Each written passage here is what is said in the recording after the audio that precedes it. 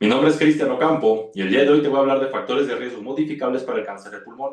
Esto es una perspectiva de la oncoprecisión, algo que ya han estado viendo en módulos pasados.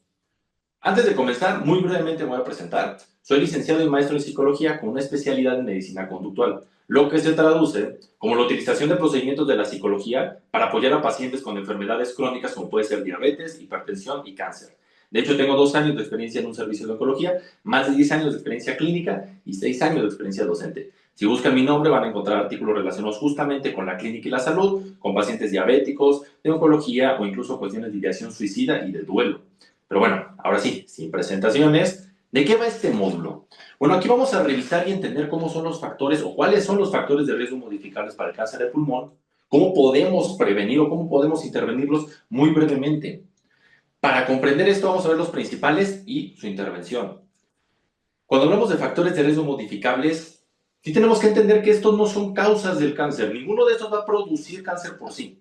Lo que va a hacer es ir sumando características o elementos en nuestro día a día que a la larga, si no se modifican, sí podrían llevar a la persona a presentar una patología, pero por sí solo no es de que vas a fumar y madre, ya tienes cáncer de pulmón. No, conforme se van acumulando estos factores, la persona sí se pone más en riesgo de presentar esta enfermedad. En todo, y aquí no solamente en cáncer de pulmón, en general en toda oncología, es muy importante que las personas entiendan que no hay una causa para presentar cáncer, son factores. La lógica de factores es muy diferente de la lógica causalista o el modelo de causa-efecto. Cuando una persona es diagnosticada con cáncer, regularmente, bueno, aquí experiencia un poco de psicología, las personas cuando son recién diagnosticadas tienen un buen de dudas de qué fue lo que lo provocó y difícilmente entienden que no es una cosa. Algunos asumen, es que el otro día pasé por un lugar muy contaminado, recibí un golpe, tal persona me espantó, es que manejo mucho estrés, es que incluso cuestiones que enjaretan a nuestra carrera, como puede ser, es que tengo un mal manejo de mis emociones, soy muy nostálgico. No, no hay una causa. La lógica de factores cuando se habla con los pacientes recién diagnosticados es entender, no podemos decirte que lo tienes por X cosa, se ha ido acumulando diferentes elementos. Y es muy importante hablarlo con los pacientes desde la etapa prediagnóstica, cuando están en estudios, hasta cuando recién son diagnosticados, porque hay cosas que ellos pueden ir moviendo. Cuando una persona tiene sospechas de algo, ir moviendo estos factores, pues a lo mejor si ya tiene la enfermedad no la va a desaparecer, pero sí va a hacer que las consecuencias sean menos graves. Por eso la importancia de hablar de factores de riesgo modificables. Lo que vamos a ver ahorita son los 4 principales: consumo de tabaco, contaminación del aire, alimentación y actividad física. Siempre entendiendo estos a partir de una lógica de que los factores modificables tienen que ver con el estilo de vida, con los hábitos, con el cuidado que está llevando la persona en su día a día. Desde ahí es donde lo vamos a entender. No como tal que tal sustancia produce esto, no, sino cómo vamos relacionándonos con los mismos. De hecho, ahí la lógica de que el segundo sea un factor de riesgo modificable, la contaminación del aire. Si bien no la podemos mover, sí podemos hacer algunas cosas, que ahorita vamos a llegar a ese punto, pero bueno, vamos a empezar con el primero. Y el primero creo que es el más común o el más hablado. Cuando hablan de cáncer de pulmón, lo que la gente más refiere es, bueno, tiene que ver con el consumo de tabaco. Y sí, el tabaco tiene muchas sustancias que hacen más probable que una persona presente cáncer de pulmón, y entre otras, porque también puede ser cuestiones de esófago y estómago, pero para el cáncer de pulmón es la más relacionada. Cuando hablamos de que el consumo de tabaco es un factor de riesgo modificable, es porque las personas sí podrían dejar de consumir, pero aquí nos enfrentamos con un problema muy grande, porque si alguien ha fumado y ha intentado dejarlo, no es tan fácil como solo decir, ya no voy a fumar o me propongo dejarlo. A la larga va regresando, porque tenemos que entender que al estar relacionado con el estilo de vida, hay muchos elementos contextuales para el consumo de tabaco. Una persona no fuma solamente porque ahí se encuentra el cigarro. Puede haber una cuestión de emociones, una cuestión de hábitos, una cuestión de instrucción, una cuestión de presión social. Hay demasiadas cosas alrededor de una adicción. Y en el caso del consumo del tabaco también, por las sustancias que posee, que sí pueden generar una adicción. No, bueno, por la sustancia en sí y también por lo que esta está afectando al organismo, los efectos que tiene fumar. Para eso es muy importante estudiar entonces cómo la persona se está relacionando con dicho consumo de la sustancia. Si una persona está fumando porque en su trabajo hay mucho estrés y no lo sabe regular, no es lo mismo a una persona que en una fiesta no sabe cómo lidiar con la presión social cuando le están ofreciendo fumar. Y tampoco va a ser lo mismo a una persona que ya lleva años fumando y ya lo encuentra como un hábito, ya incluso se ponen ansiosos cuando lo tratan de dejar. No necesariamente por el síndrome de abstinencia, sino también hay una cuestión de ansiedad a mover esos hábitos. El consumo de tabaco lo tenemos que modificar, de hecho, aunque no estemos en riesgo de presentar cáncer de pulmón por otras cosas que pueda hacer al organismo. Pero para modificarlo, hay dos estrategias principales: los programas de cesación y la farmacoterapia. La farmacoterapia es utilizar medicamentos para que vayan, ya sea que tengan o no tengan nicotina, pero que la persona vaya siendo menos dependiente al cigarro. Mientras que los programas de cesación es entender el contexto de la persona para que ésta lo pueda ir disminuyendo. De hecho, los programas de cesación son un poco más completos al momento de atender esta adicción, ya que cuando, por ejemplo, para quitar una adicción como puede ser al alcohol, las personas a veces asumen que lo tengo que mover, lo tengo que internar, trabajamos esa adicción y luego lo regreso, pero vuelven a recaer. ¿Por qué? Porque el contexto es el que le estaba llevando a beber. Su familia disfuncional, mala relación con su pareja, falta de amistades, falta de metas, entender ese contexto. Y para el tabaco es lo mismo, hay que entender ese contexto.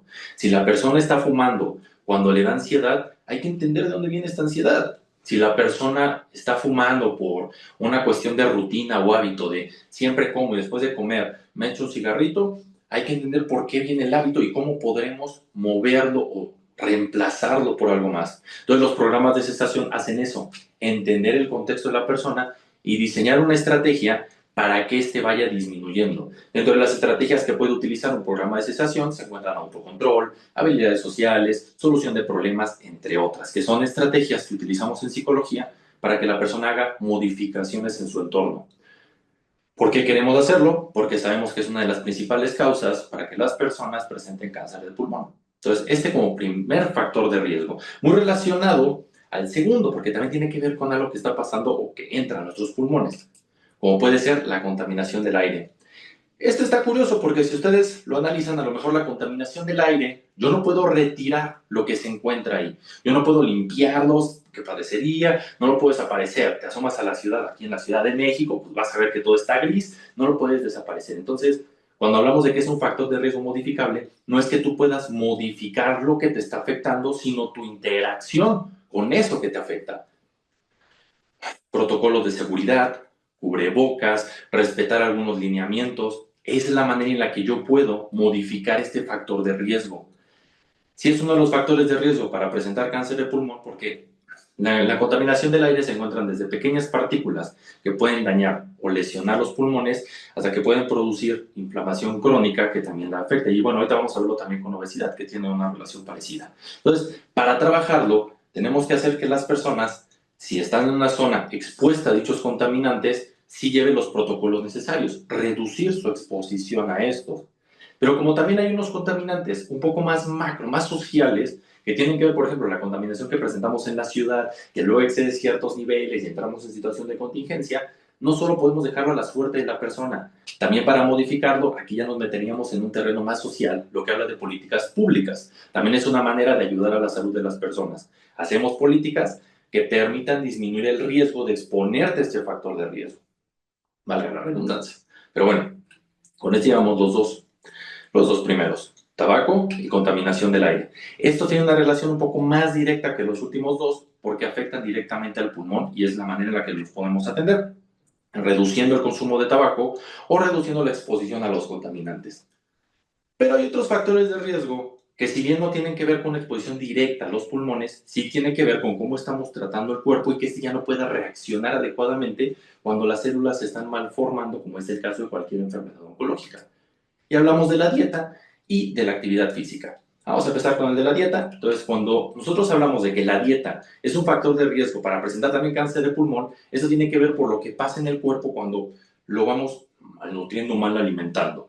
Lo que puede ser tener un alto índice de grasas saturadas. Las grasas saturadas van a producir diferentes hormonas. Entre estas, si el cuerpo está con sobrepeso, obesidad, tiene mucha grasa, puede producir más hormona de crecimiento, la cual puede acelerar lo que pasa con las células al momento de dividirse, de crecer y todo lo que pasa con el cáncer.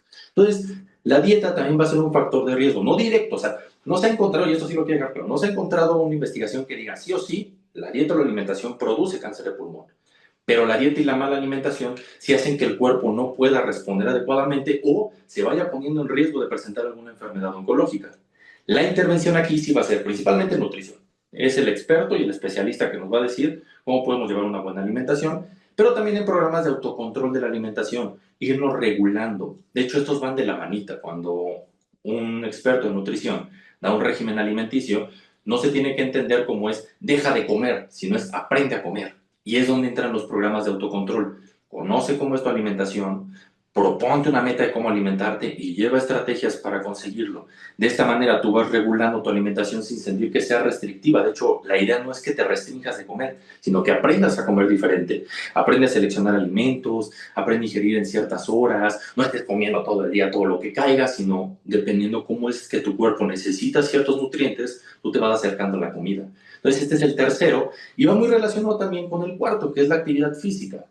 Si nosotros no ejercitamos el cuerpo ya no va a responder adecuadamente. El sistema inmunológico también se va disminuyendo. De este sí hay algunas investigaciones de cómo la actividad física, entre más actividad física tengamos, el cuerpo puede responder mejor a la hora de presentarse alguna malformación de células. En cambio, si no vamos ejercitando el cuerpo, si lo vamos descuidando, el cuerpo también va a reaccionar de forma diferente, un poco más lenta. De aquí, lo que buscamos hacer para intervenirlo, pues es que la persona sí se vaya activando.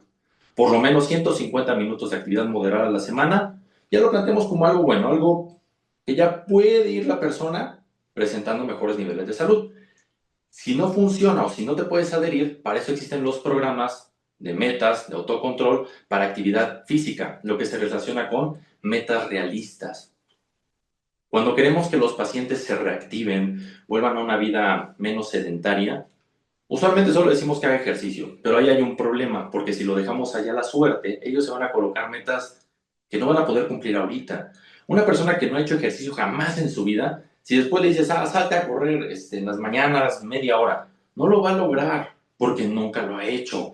Si se propone correr 1 kilómetro al día, no lo va a lograr, nunca lo ha hecho. Y el problema de plantearnos ese tipo de metas es que al no conseguirlo, nos desmotivamos, vamos dejando de hacer las cosas, ya no nos esforzamos. Las intervenciones en psicología para ayudar a que tengan más actividad física, el principal foco es tu meta tiene que ser algo alcanzable, algo realista a tus condiciones. A lo mejor no vas a poder correr 1 kilómetro de entrada, pero sí vas a poder darle la vuelta a lo mejor a tu cuadra. No vas a poder correr en primera instancia, pero sí vas a poder caminar. Ponte una meta que vaya acorde a lo que tu cuerpo puede hacer. Estos cuatro son los principales factores de riesgo modificables para el cáncer de pulmón: el consumo de tabaco, la contaminación ambiental, dieta y actividad física. Los dos primeros porque tienen un impacto directo en las vías respiratorias y los dos últimos porque tienen un impacto pero en cómo el cuerpo va a ir respondiendo, reaccionando a lo que se presenta. Si vamos descuidando el cuerpo, evidentemente va a ser más fácil que se enferme de algo o que presente algún tipo de patología más grave. Estos son los cuatro principales. Se mueven o se modifican en función de lo que la persona va haciendo. Cada uno de estos tiene que ver con la conducta, con el estilo de vida, con la rutina que las personas tienen. Ya para moverla, pues a lo mejor puede haber algunas creencias que se tengan que modificar, que reestructurar, pero en esencia tienen que ver con patrones conductuales. Y hay más factores de riesgo muy relacionados con el segundo, que son exposición laboral y sustancias químicas. Esto no los voy a indagar tanto porque ya también tendríamos que meternos a políticas públicas para esto, pero bueno, la exposición laboral es cuando tu trabajo te expone a ciertos contaminantes o a ciertos factores de riesgo que podrían afectar tu salud. Y las sustancias químicas es directamente entraste en contacto con estas sustancias, como pueden ser algunas cuestiones de pinturas, materiales para la construcción, que te ponen en contacto con factores de riesgo para presentar cáncer o alguna enfermedad oncológica, en este caso cáncer de pulmón. Se manejan igual que puede ser la contaminación ambiental. Si bien yo no puedo, por ejemplo, en el caso de exposición laboral, que mi trabajo me lleva a estar expuesto a algún contaminante que afecta a mi salud, yo no puedo ir con el patrón y decirle no me voy a exponer, porque es parte de mi trabajo. Pero puedo seguir los lineamientos, los protocolos, los cuidados que me indican y de esta manera reducir el riesgo. Aquí sí hay que concientizar mucho y esto ya tiene que ver a lo mejor con medicina laboral, psicología organizacional, de cómo una empresa tiene que ir regulando estos factores de riesgo, educando a las personas para que sí lleven los protocolos. Pasó en la época de la pandemia que las personas sí se ponían un cubrebocas, pero se lo ponían mal, abajo de la nariz, o los que de repente parecieron que solo era para la barbilla. No saben llevar esos lineamientos de cuidado. podemos psicoeducarlos en cómo se llevan y los beneficios que tiene seguir dichos protocolos. Entonces, estos son otros dos factores de riesgo para presentar ese tipo de enfermedades. ¿Y cómo se intervienen? Bueno, si bien estuve diciendo que se van a intervenir por algunas modificaciones que hacemos en nuestro estilo de vida, hay que entender que a la hora de abordarlo ya como profesionales de la salud, nuestra intervención para este tipo de factores de riesgo van a estar en la intervención primaria y intervención secundaria. En la intervención primaria es cuando tenemos al paciente, todavía no está diagnosticado, ahí puede haber sospechas, está en fase de estudios, pero aquí vamos a hablar de reducción de los factores, no eliminación completa. Cuando ya el paciente está diagnosticado para prevenir un daño mayor, sí ya tenemos que abordarlo para una reducción o desaparición de estos factores de riesgo. En una primera instancia, concientizamos al paciente lo que puede provocar el consumo de tabaco, la exposición a los contaminantes, lo que puede pasar en su centro de trabajo, los hábitos que tiene y cómo se pueden ir modificando. Pero sí es importante no dejarlo solo en una charla casual del consultorio, sino sí hacerle preguntas de si entendió, si comprendió, porque a largo eso le va a ayudar a preservar mejor su vida. Nos quedamos muchas veces con el discurso, come bien, haz ejercicio y no fumes. Sí, pero el discurso no me dice qué va a pasar si no como bien, si no hago ejercicio o si no fumo. Incluso si me dice las consecuencias negativas, están en todos lados. Dime mi caso real, puedes sacar, si eres un médico tratante, puedes sacar los estudios y ir relacionando uno por uno qué es lo que puede ir provocando si no lo disminuye. Eso es un poco más real. No es lo mismo que me digas lo que puede pasar en un caso general hipotético a que me digas, en mi caso, si no lo disminuyo puede pasar esto. Y pasa lo mismo con la prevención secundaria. Ya que tienes la enfermedad, si no se reducen, entonces las consecuencias que podrían venir, pero solo para tu caso, no de manera general. Entonces, esto sí es importante porque habla de un papel que tenemos nosotros como profesionales de la salud, que se los pongo en esta última. Como profesionales de la medicina, su papel sí es identificar y educar a los pacientes sobre los riesgos que tiene el no disminuir estos factores de riesgo. ¿Por qué son ustedes, y a lo mejor no otro profesional? Porque son el primer contacto que tiene el paciente para su salud. El paciente no está, cuando llega una cuestión de cáncer de pulmón o alguna enfermedad oncológica, no toca primero a otro profesional. No es que vaya con un trabajador social, no es que vaya con un enfermero, menos va con un psicólogo. Lo primero que hace es buscar a su médico. Ustedes son el primero que le tiene que ayudar a decir que muchas cosas de las que puede mover le ayudarían a tener una mejor calidad de vida, a preservar por más tiempo su salud. Es el papel que tienen ustedes como médicos, que a veces solo se queda, entiendo, por muchas cuestiones contextuales de trabajo, que son demasiados pacientes para una hora. Entonces el paciente solo llega, pero tomarse un momentito, estos son 3, 5 minutos del papel que tienen estos factores de riesgo y cómo se pueden modificar, hacen la diferencia para la vida de una persona, que es lo que tiene enfrente.